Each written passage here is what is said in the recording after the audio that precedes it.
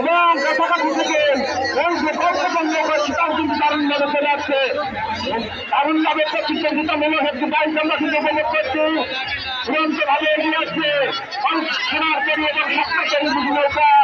দেখা যায় শেষ ফিনিশিং শেষ হাসি কাদের হয় সেটা কিন্তু আমরা অল্প কিছুক্ষণের মধ্যেই ফিনিশিং বলতে পারবো। তেমনভাবে দুটি নৌকা চূড়ান্ত গতিতে কিন্তু এগিয়েছে।